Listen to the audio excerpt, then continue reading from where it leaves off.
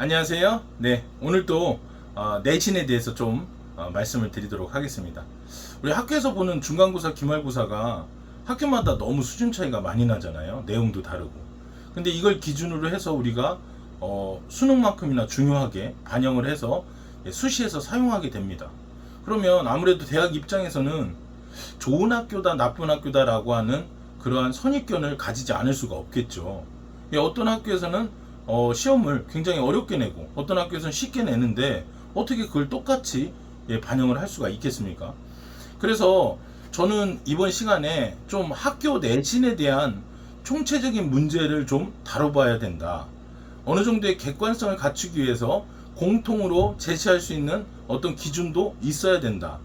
물론 학교마다 세 분에서 뭐 다섯 분, 뭐 두 분이 하시기도 하지만 이렇게 시험 문제를 출제할 때 서로 상의하시는 건 맞아요.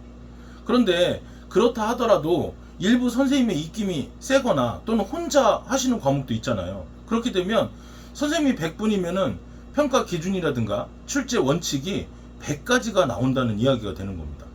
자, 학교가 얼마나 많습니까? 그런데 그 내신을 대학에 사정으로 사용하고 있는 그 내신을 이렇게 정말 원칙 없이 계속해서 다루고 있다는 거. 그리고 몇십 년 동안을 이렇게 원칙 없이 계속해서 이어져 내려왔다는 게 너무 신기하지 않으세요?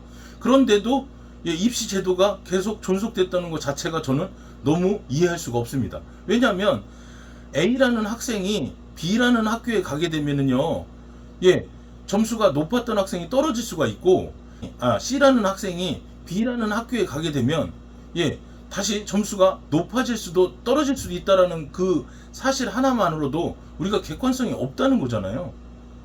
A와 B라는 학생이 각기 다른 C와 D의 학교에 다니는데 서로 다른 학교로 전학을 가게 되면 점수가 완전히 달라질 수 있다는 걸 저는 실제 현장에서 많이 봤습니다. 그거 자체가 공정하지 않다는 거죠.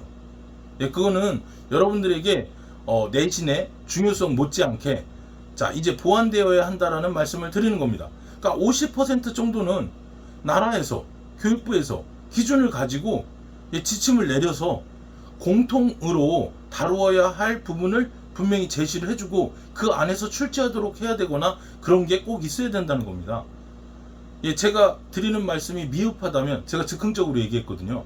그럼 좀 보완을 해서 좀 댓글을 남겨주세요. 아니라면 지금 어떤 일이 벌어지냐 말씀드렸죠. 제가 지난번 시간에 우리가 시험을 보거나 할 때 배우지도 않은 데서 내는 건 그럼 공정한 건가요? 우리 학생들이 한 번도 접해보지 않은 데서 내고 있습니다. 그게 공정하다고요? 그걸로 대학 가는 시험을 지금 대체하고 있는데 그게 공정하다고요? 아니라고 생각하신다면 조금이라도 우리 아이들을 편하게 해주고 공정하게 해주고 그리고 시험의 공포와 사교육에서 벗어날 수 있는 방법을 연구해 주시기를 부탁드리겠습니다. 저랑 좀 비슷하게 생겼다고 해서 어렸을 때 별명은 이거였거든요.